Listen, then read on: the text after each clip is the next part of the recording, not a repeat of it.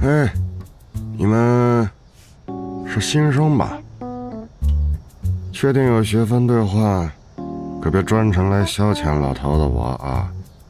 几人来到汉北大学兑换处，见到的是一名满面沧桑白发老人守在这里，物品兑换处的管理员明老头。您收效了，稍等一下，这就给您看看。说着，唐明三人都拿出手机，直接投射出校园卡，上面记录着几人的身份信息。明老头盯着三人的学分数据，脸上露出惊讶之色。你刚入学的新生就有137的学分，难道是某个大家族的传人？所以校长走了后门，送了点学分资助修炼？不对呀，大家族弟子都修炼家族的传承功法武技，来这儿兑换什么黄阶武技呀？哎，好吧，137的学分，黄阶武技可以随你挑选，但玄阶的武技除了学分以外，还要完成学校委派的任务和功勋值，只有大3的学员才允许接任务，我也就不给你们展示了。不过你不先看看功法吗？功法虽然比武技贵些，但100多的学分足够你兑换一门顶尖的黄阶功法了。唐明也知道这位老者是好心劝说，但他内心自有打算。异星还未全面进攻的现在，基础功法足够我使用，等到再过一段时间，可以借口外出历练有所奇遇，正好换回前世我所用的功法。现在转修费时费力不划算。多谢前辈好意，但暂时不用了。我想把基础再打牢固一些，大2再转修不迟。内心谋定后，唐明也没思考太长时间，就选定了自己需要的武技。我选择这3门黄阶武技。我前世精通各种武技，当然是不需要这些最基础的黄阶，但现在我还只是一个普通学生，也只能从最低阶的武技开始修炼。一下子用出天阶武技太过显眼，肯定会被众多修道势力盯上，施展手段抢夺，还是先低调点比较好。3门武技。明老头见唐明竟然一口气选了3门武技，不由得皱起眉头。修炼武技不能贪多，精修一门比涉猎多门更有威慑力，不然跟人动手是要吃大亏的。前辈你放心，百招会不如一招精的道理我明白，只是我情况特殊。你情况有什么特殊的？我可不能眼睁睁看着你掉坑里啊！见到明老头怎么都不信，唐明无奈之下只能抬手运转内气。前辈，不信你看这个。随着唐明一掌抬起，虎啸山林，涌动的内气甚至形成了一头猛虎的虚影。近距离感受着唐明这一掌的威力，明老头惊讶地瞪大了眼睛。这是收发由心，这门武技分明是练到了真意阶段。前辈，我天赋特殊，武技几乎上手就会。这门虎爪武技是从一个交手的犯罪修士那里偷学的，到现在练了不过2个多月而已。2个多月？武技依照使用熟练程度分为入门、小成、大成、真意4个阶段。你虎爪动手间打出虎啸神威，已经是真意阶段，实在让人难以置信。这样呗，我手里有一招武技，你要是看了能学个3、4成，我就当你天赋异禀，不再拦你。以后你要是缺学分，我还允许你赊账，怎么样？听到竟然还有这种好事儿，唐明欣然答应下来。好，还请前辈示范。你看好了。明老头手掌摊开内气运转，当即有肉眼可见的气流涌卷动，顷刻间演化出一个小型漩涡。这掌叫做劫空掌，黄阶武技中也算上。动手间可以引动气流，修炼到真意阶段，甚至能凭空打出锋刃，就像这样。随着明老头的演示，劲风拂面，将唐明三人吹得衣袖掀起，掌力蓄势到极致的瞬间，猛地向右侧的墙壁拍去。蓄势已久的掌中激流，瞬间化作数十道锋刃，铺天盖地地斩出去，将远处的一面墙壁都给炸得粉碎。这是黄阶武技，这是分明是玄阶吧？明老头看身旁的唐明，这一招可是他的得意之作。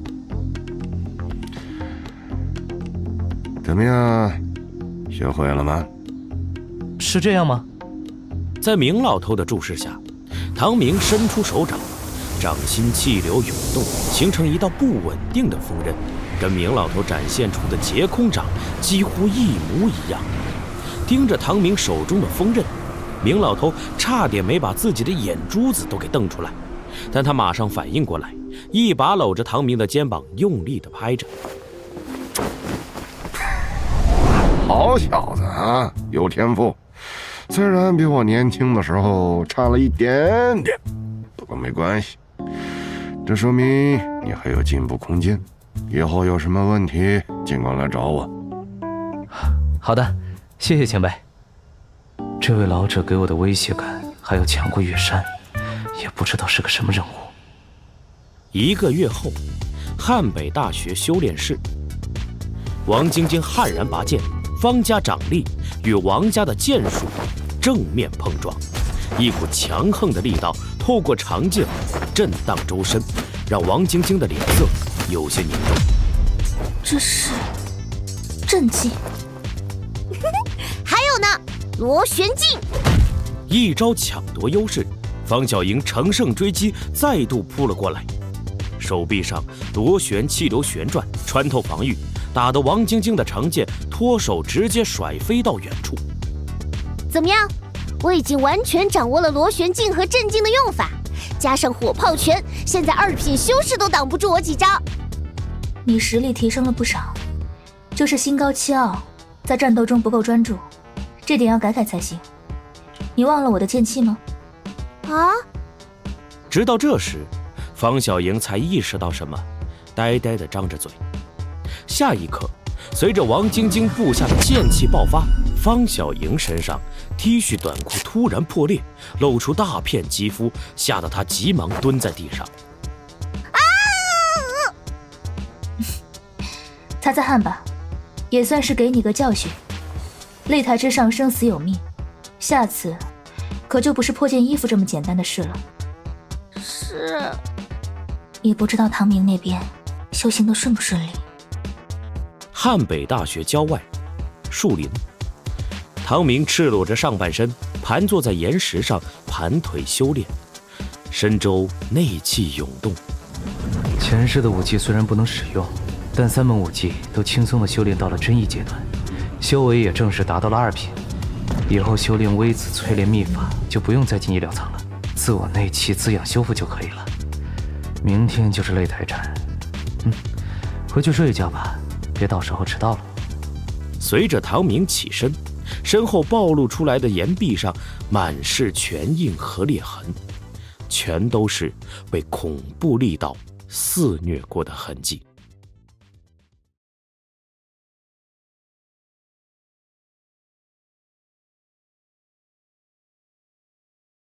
汉北大学的擂台赛上，嘈杂的喧哗声在整个会场内回荡，许多学生都议论纷纷。这个唐明是谁啊？敢挑战慕容副社长？慕容星都3品了，用的又是地阶的功法，他手下几个狗腿子最少都是2品实力，这种挑战还没开始，结局就已经注定了，毫无悬念。而在会场的一处角落里，一名中年男子正盯着远处坐在一起聊天的唐明和王晶晶，他是慕容家7品修士慕容渊。这就是你说的那个唐明？对，三叔，就是他。那小子实力虽然不错，但翻不起什么风浪。叫三叔你来，主要是想撑撑场面。慕容兴胜券在握，完全没有把唐明放在眼里。慕容渊也猜到了慕容兴的心思，眉头微皱。你是想在擂台上打死他，怕岳山出手阻拦吧？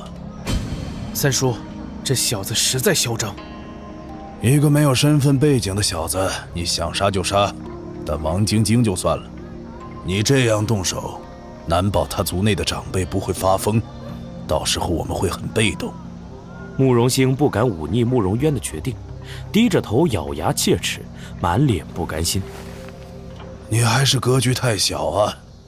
如果是我来动手，就安排让死士吞下炸药，把王晶晶包括整个汉北都炸了。现在这种手段，不过是小打小闹罢了。听着慕容渊轻描淡写地说出这种狠话，慕容兴脸色有些僵硬。为了杀一个人，夷平整座汉北大学。小星，你父亲早死，他既然把你留下来给我照顾，那我有责任和义务培养你。下次别自作主张了，有事提前和我商量下，知道了吗？知道了，三叔。大哥，舒不舒服啊？嘿嘿，小弟我这按摩手法是祖传绝学，论珍贵性啊，不比那什么天阶武功技法差。就等着您大发神威，把这个什么慕容家斩于马下，我庆功会都订好地方了，大酒楼逼格绝对够。萧费卖力地给唐明捏肩，一边还疯狂拍马屁，让身后的赵莲和何晏都看不下去了。唐明被他这么盯着，也有些尴尬。也没必要这么破呗。实在看不下去的赵莲和何晏直接把萧费拉走，被拖走的萧费还不忘大声叫喊：“大哥别忘了，大酒楼庆功会！”哎呀，你少说两句。真丢人！这舔狗真有两把刷子，我再没什么行动，头号小弟的位置估计难保了。此时华凤燕也到现场观战，她脸色有些担忧地看着唐明。要不我们别打了，岳山导师那边我去守。这种擂台赛太危险了。华老师，你放心，我还等着你的破镜理论呢。这一场擂台赛，我不会有事的。此时唐明也注意到远处正在说话的慕容渊、慕容兴两人。王晶晶凑到耳畔，给他介绍慕容渊的身份。他是慕容兴的三叔，慕容渊，7品修士，只差1步就能突破到8品。至于我们王家和慕容家的恩怨，是10年前两家联手镇压虫洞，但出现意外，以至于近乎全灭。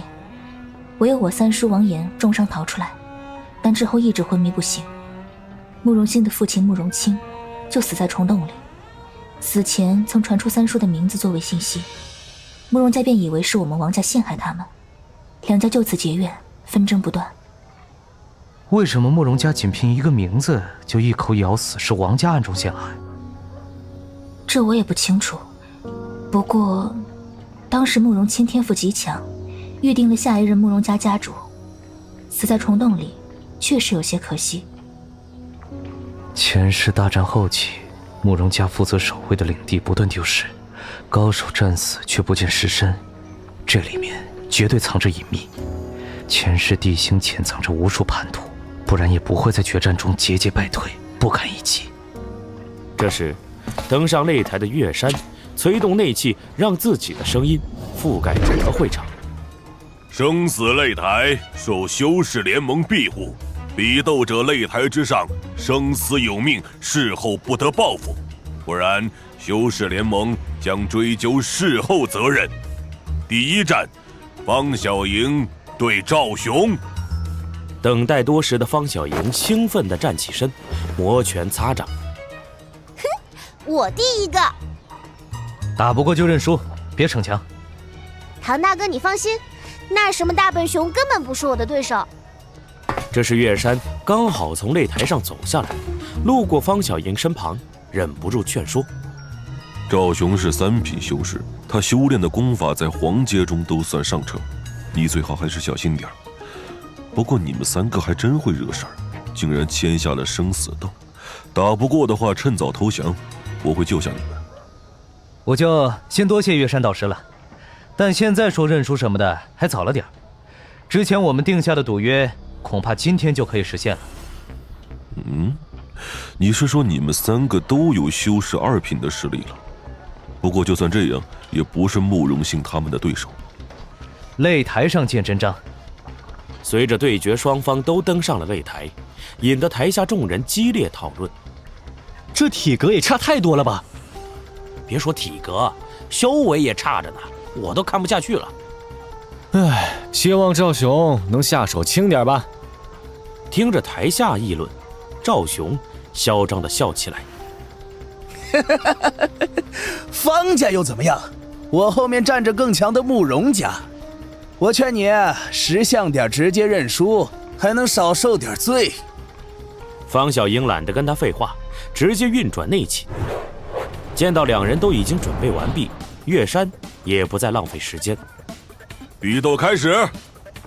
比斗开始的第1秒，以方小英为中心，气浪炸开，强烈的内气在他身边环绕，让台下顿时响起一片惊呼。内气8缕，这马上就能晋升修士2品了。世家弟子越级杀人很正常，赵雄危险了。方小莹两手握拳，更加汹涌的内气在手上汇聚，脸上露出怒气。你让我生气了，今天我要把你打成赵猪！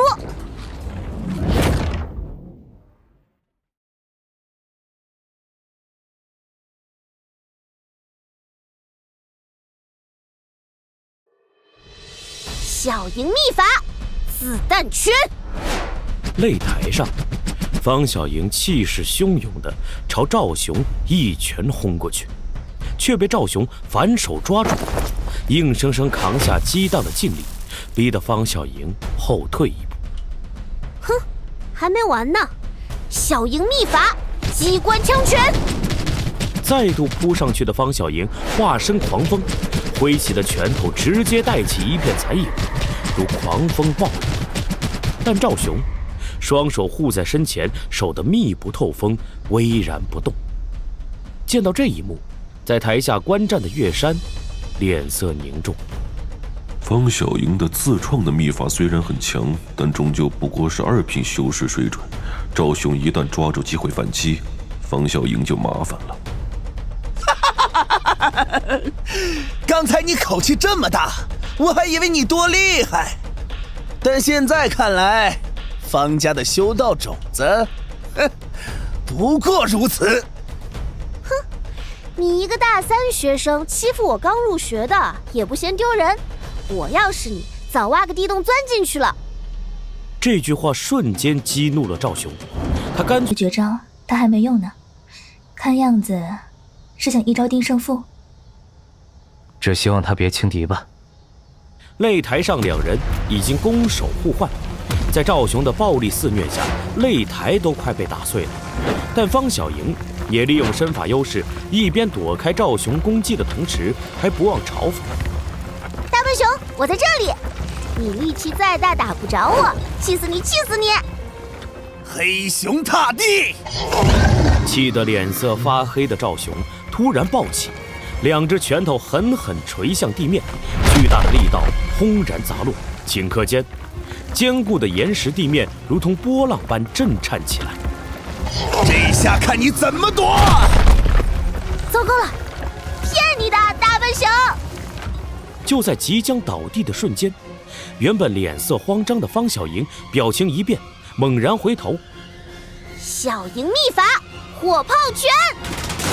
秘法再度爆发，与赵雄的熊脖手正面撞在一起，两道巨力轰然炸开，方小莹连退出10几米，脚下在地面划出2道裂痕。哼，大笨熊，你就这2下子？这大笨熊力气好大，震得我手臂发麻。赵雄也盯着自己手上的血痕，脸色阴沉。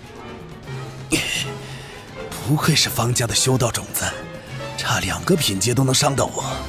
哼，可惜呀，这点小伤对我根本没影响。熊脖手！彻底被激怒的赵雄不顾一切地透支自身，疯狂催动内气爆发。方小莹也不退不让，用自创的火炮拳正面迎击。火炮拳，打死你个大笨熊！两人激战不止，剧烈的气流将方小莹的衣服都撕开裂痕。这是我最喜欢的裙子，大笨熊，我真生气了！小莹秘法，他的气势怎么会一瞬间提升这么多？呀！赵雄连忙扑上去，想要在方小莹爆发之前彻底解决她，但已经来不及了。火炮双拳镇静强化版，滚滚而起的巨浪随着方小莹的骄喝轰然爆起，击溃了赵雄的反击。蔓延而来的巨力穿透赵雄的双臂，震荡传遍周身。这是什么鬼东西？混杂在内气里面，根本打不中，身体动不了。动不了了吧？不过我这还有一招呢，小莹秘法，火炮双拳螺旋镜强化版。再度爆发的秘法掀起滔天巨浪，转瞬间直接把赵雄淹没，毫无抵抗之力，被方小莹打得飞起，狠狠摔在擂台边缘，一招制敌。拿到胜利的方小莹得意地扬着拳头，转身面向观众席。我赢了！太厉害了，不愧是方家的小公主，1品打爆3品，太强了！比赛还没完，小心！听到唐明的喊话，方小莹呆呆地站着，还没反应过来。在她身后，浑身浴血，仿佛要从地狱中爬出来的赵雄张开双臂，化身暴怒的巨熊，像是要把方小莹活活捏碎。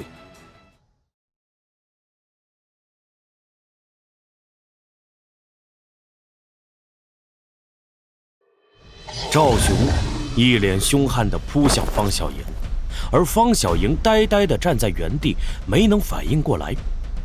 住手！我们认输！几乎是唐明话音落下的瞬间，岳山陡然现身，出现在方小莹身前，一手直接挡住了赵雄的致命一击，将他反震得飞起。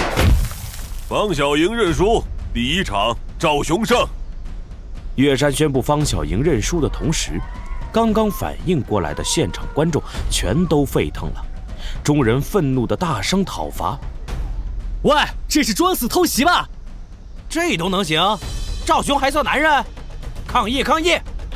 台下观战的慕容渊对这些充耳不闻，脸色淡然地对慕容兴吩咐：下一站让宋路去，不求取胜，能试试王晶晶剑道实力就好。是。另一边，从擂台上走下来的方小莹还没从生死间的恐惧中挣脱出来。小莹，你对阵3品修士能打成这样，已经很好了。之后交给我们就行，这些胜负不重要，你别在意。情绪崩溃的方小莹一下子扑进唐明的怀中痛哭。吓死我了！我本来能赢的。没事，你下次多注意就行了。看到唐明抱着方小莹，旁边的王晶晶气鼓鼓地嘟着嘴巴。你们什么时候关系这么好了？没有，是小莹她。大哥不愧是大哥，居然同时交了2个女朋友，大哥威武！突然从人群中跳出来的消费，让王晶晶的目光当即锐利了起来，如同刀子捅穿唐明。面对他充满杀气的眼神，唐明一脸无辜。这个消费回去后，我要好好治治他的嘴贱。第2场，王晶晶对宋路，开始。片刻后，擂台上2人对峙，宋路打量着面前的王晶晶，脸上露出期待之色。作为剑道世家王家的天才，你未入修士就能领悟剑气运用法门，更是号称剑心天生，剑仙转世。王晶晶，我也用剑，半年前就已经晋升2品修士，不爽你见到天才的称呼很久了，很早之前就想和你这样在擂台上比一场了。面对宋禄的挑衅，王晶晶面无表情地举起长剑，身上内气涌动。不好意思啊，我现在心情不好，所以就不陪你多玩了。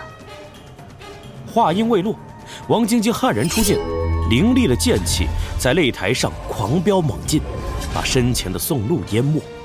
见到如此剑势，台下的慕容渊都不禁皱眉。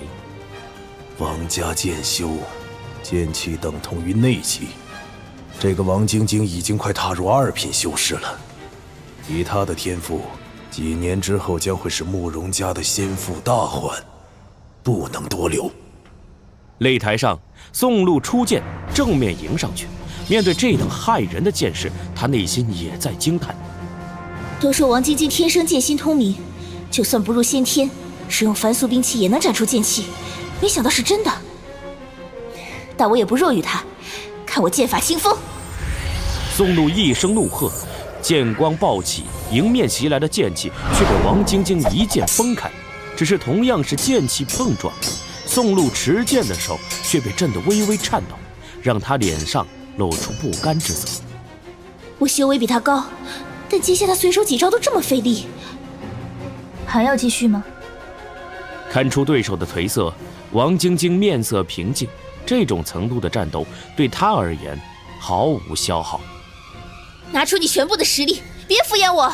你们这些世家弟子，生下来高深的武技功法就不缺，怎么懂我10年一日苦练，却始终无法一窥高深剑道功法的不甘？剑法，明月！全力爆发的宋禄挥剑而起，身后有圆月虚影浮现。面对这一招，王晶晶稍微认真了点，内气运转。通明剑典配套武技上100种，我只不过学了其中的2、3种。晋升修士后，勉强能用出一招玄阶武技。既然你心愿如此强烈，那么同为剑修，我就满足你，让你见识一下。话音落下，王晶晶在原地消失。宋禄睁大眼睛，都无法寻觅到他的踪迹。消失了？怎么可能？不对，在上面！宋禄猛然抬头，看到的是挥剑斩落的王晶晶。24节气剑，雨水。王晶晶手中长剑化作无数玄光，剑落如雨。感受到这一剑气势的恐怖，宋禄也不敢怠慢，内气全力爆发。合剑技，清风明月。双方悍然相撞，剑气纵横肆虐下，场内轰隆一声，扬起大片烟尘。谁赢了？不知道啊，看不清。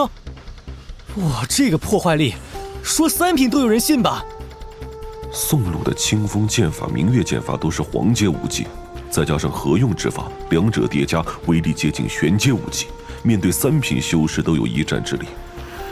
只可惜，作为剑修的王晶晶太强了。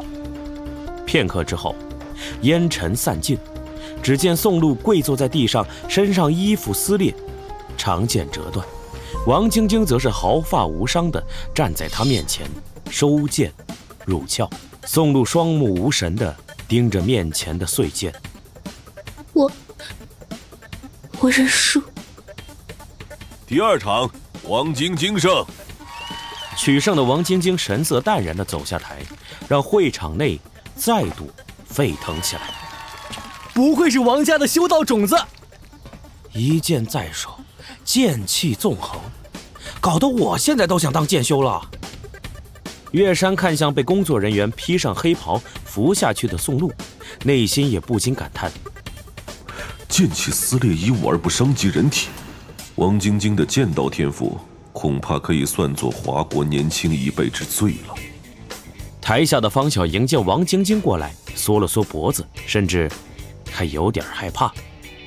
没想到晶晶姐这么强，等等，她不会因为我抱了唐大哥而打我吧？慕容心很强，你不要轻敌。放心。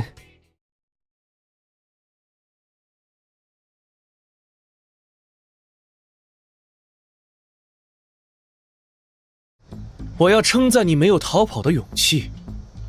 唐明神色平静地走上擂台，迎接他的是慕容兴傲然目光的审视。我之前的话依然有效，你若是愿意入我慕容家，今天你可以活着回去。不必了。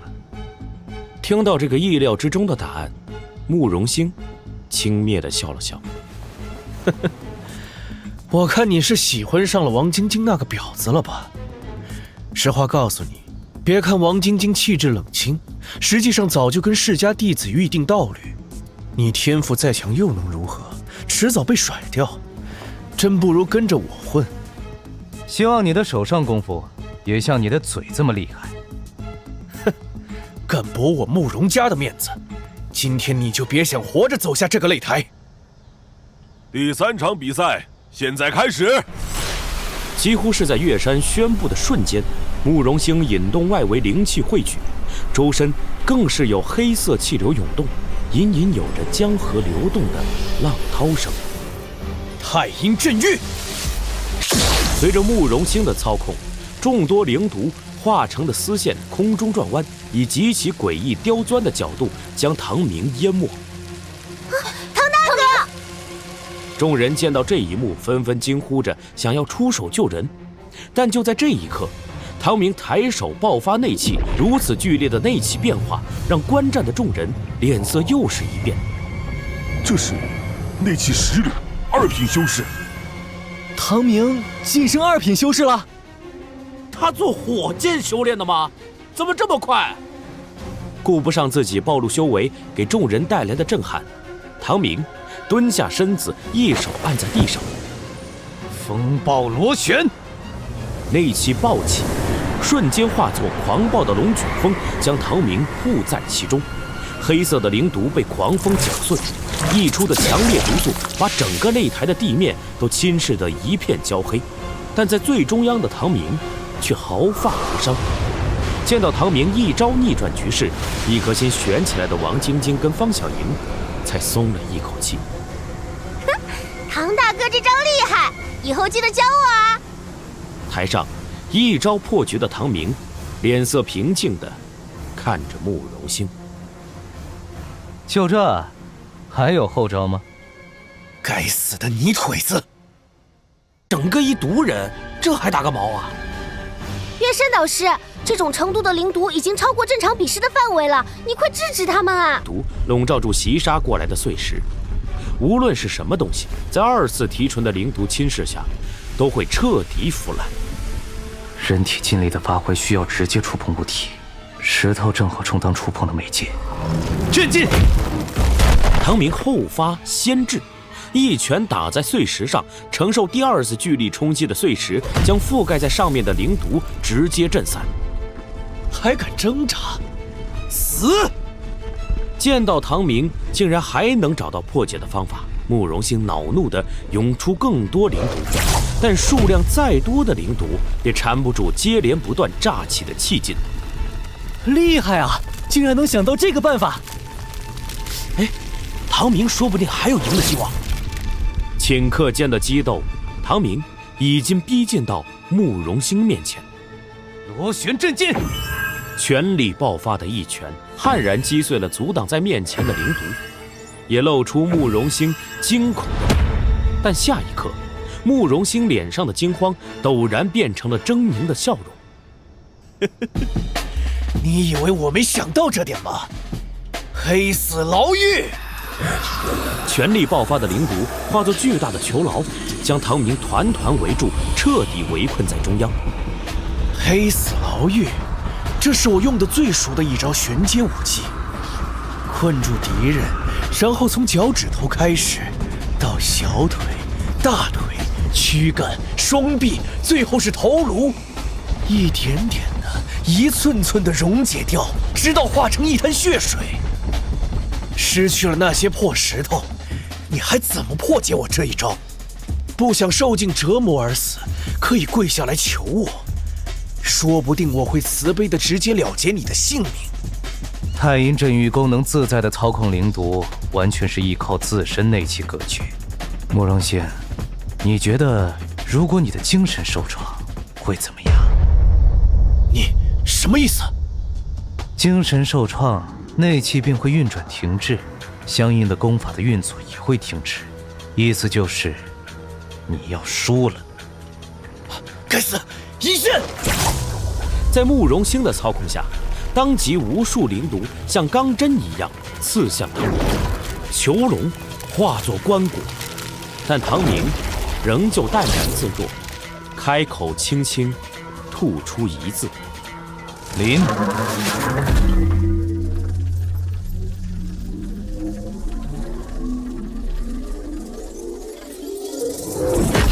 精神秘法冲击下，慕容兴身体在刹那间陷入停滞，失去控制的灵毒囚笼轰然崩塌。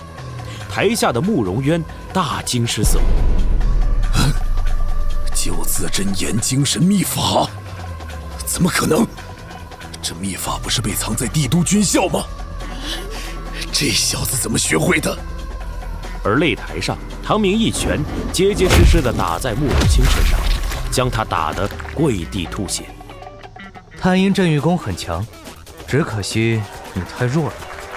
要是在战场上，你活不过3分钟。局势逆转，一招翻盘，如此刺激的场面让整个会场都沸腾起来。我操，太强了，这都能翻盘！精神秘法不是说属于秘术不外传吗？怎么唐明会啊？跪在地上的慕容兴听着四周的嘲笑与称赞，眼中的恨意浓烈到极点。你这个该死的杂种，竟然敢打伤我！我要你死！我要你死！等着吧，从今天开始，慕容家的死尸会不断的找上你，直到把你切成碎肉。还有王晶晶这个婊子，她也一样别想好过。慕容兴赤裸裸的威胁让唐明眯起眼睛，杀意渐起。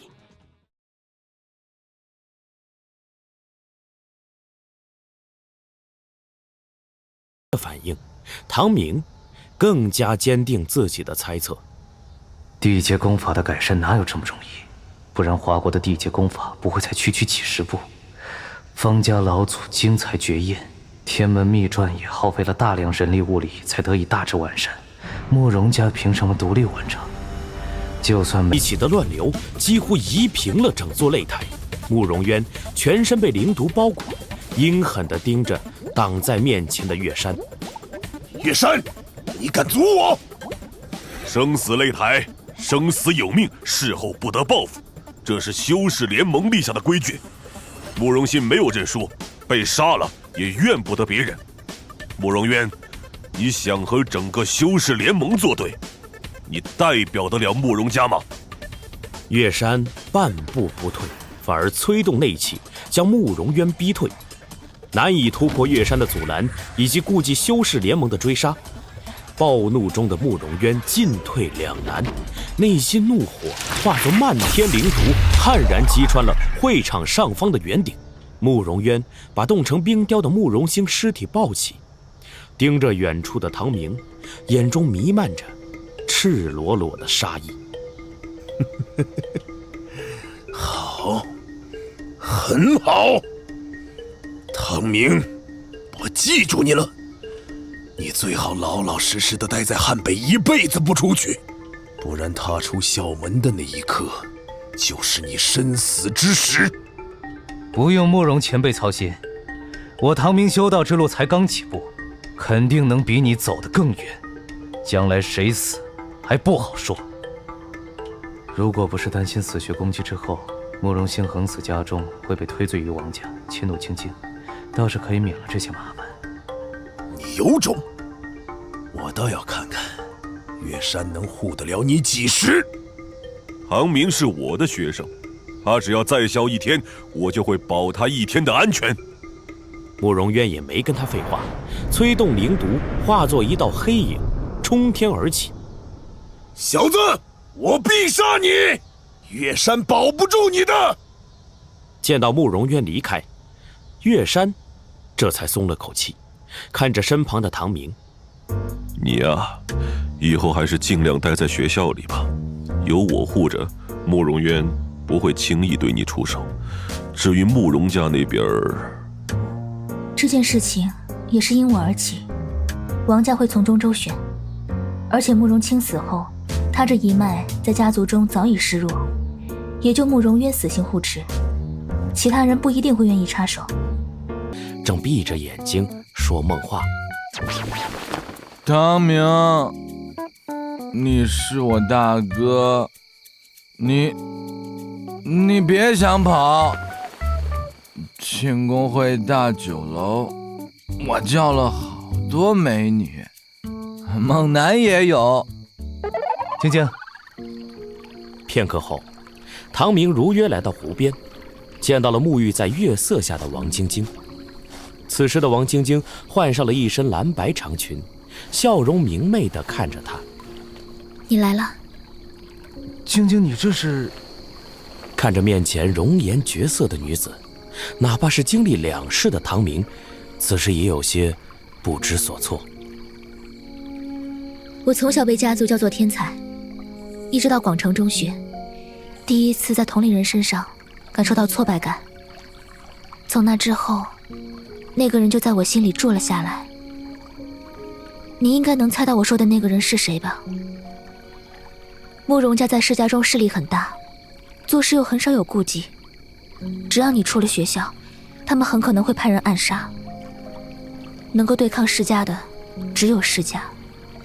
我和小莹虽然会让家中帮忙，但一个无关紧要的人很难会引起家族的注意，所以要加重筹码才行。筹码？比如说你和我结为道侣，这样你就会拥有竞争王家下一任家主的候选人资格。王家出于维护家族利益的原则，不会对你的情况坐视不理。晶晶，你不是已经和其他世家子弟定下婚约了吗？那是家中擅自决定的，不是我的选择。我的心里只有唐明你一个人。你是不是很在意这个？你们家族的想法我不在乎，我只是想知道晶晶你的真实想法。我的想法你还感受不到吗？两人说着，紧紧相拥在一起。即便是之后可能会面对自己家族的责难，你也愿意和我一起吗？王晶晶双手搭上唐明的脖子，感受着彼此炽热的呼吸。不管是家族责难也好，其他女子与你纠缠不清也好，我王晶晶这一辈子都是你唐明的人。唐明不再犹豫，吻上王晶晶的嘴唇。夜色下，两人紧紧抱在一起。次日清晨，从枝叶间漏下的点点光斑洒在两人身上。你醒了？我们两个的事情先别透露出去，慕容家那边的事情我会想办法解决。靠女人不是我唐明的性格。我相信你，只是遇到困难不要一个人撑着，我会一直站在你身边，这点永远不会变。我知道。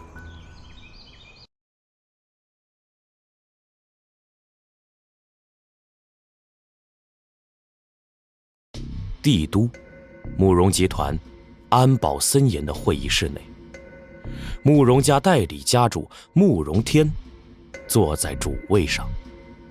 好了，这件事我知道了，等家主闭关出来，我会向他禀报这件事的。等家主出来，家主都已经闭关超过3年了，要是一直不出来，小星的仇就这样一直放着。慕容天身后的老四慕容恒忽然站出来，脸色阴冷。三哥，你怎么和大哥说话的？大哥现在是家主，他说的话容不得你质疑。行了，四弟你也少说2句。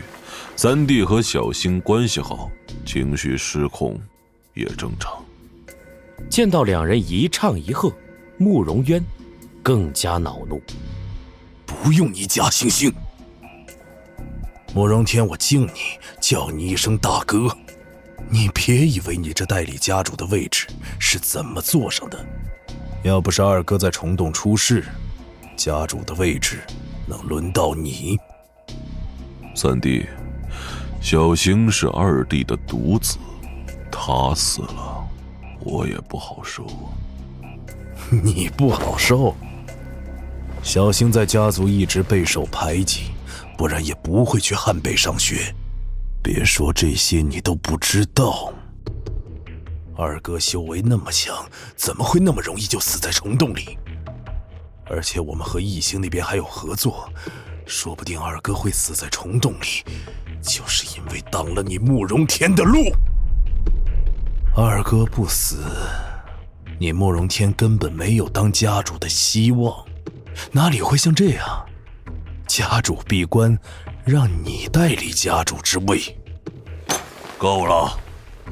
慕容天狠狠一拍桌子，阴沉着脸站起身，内气凝结的庞大蛇躯显形，冰冷的盯着面前的慕容渊。如此恐怖的威势，让身边的慕容恒都有点被吓到。慕容渊也不甘示弱的起身，灵毒覆盖周身。怎么想动手？慕容天一言不发，抬手催动巨蛇，摧枯拉朽般撕毁了慕容渊释放出来的灵毒，将他束缚困死。狰狞的獠牙近在咫尺，慕容渊惊怒交加，但两人巨大的实力差距却让他难以挣脱。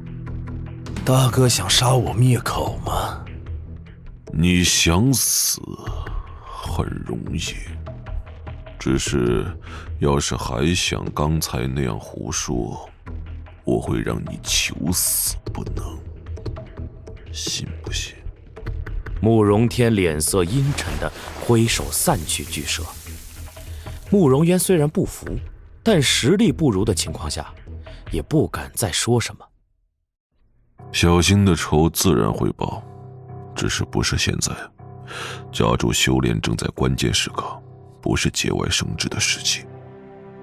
不劳大哥你出手，小星的仇我自己会报。随你，别牵连到家族就好。看着慕容渊离开，慕容恒脸色冰冷地盯着他远去的背影。大哥，三哥，我怕他过激呀，而且小星的仇……没事，唐明那边自然会有三弟找事，用不着我们出手，出了问题把他直接推出去就行。家主闭关，异星那边最近恐怕会有行动，约束下面的人，让他们安分点。还有，异星布置的任务包括药剂实验数据、人体解剖数据等，测试结果先别发过去，能拖多久就拖多久。是。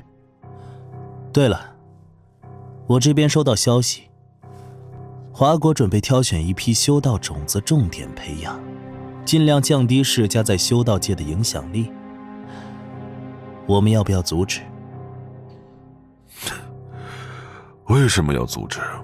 既然华国政府高层有这个想法，我们当然要支持。变中求胜嘛。找人通知张儿，这可是他打响名头的好机会。明白了。华国这么急着培养世家势力之外的修道天才，难道是察觉到了什么吗？汉北修道士练习室，唐明一人面对着萧费、赵莲、何燕，王晶晶和方小莹站在一边看戏。唐老大，你真的要一个打我们三个，还要让我们一只手？唐明干脆把左手背后只剩一只手朝他们招了招。少废话，快来！三人被唐明逼着，就算不愿意，也只能咬牙一起上。那我们来了，我们真的来了，我们真的来了。你们再耍嘴皮子不出手，我待会儿就把你的嘴给打肿。那我们来真的了。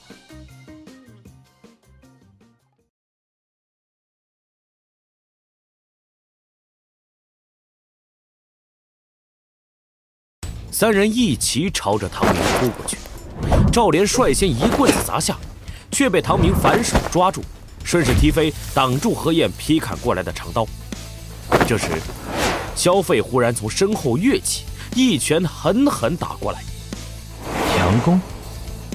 唐老大，可别怪我先前没提醒过你，你再强，双拳难敌四手啊！还算有点想法，但可惜。什么？废话太多了。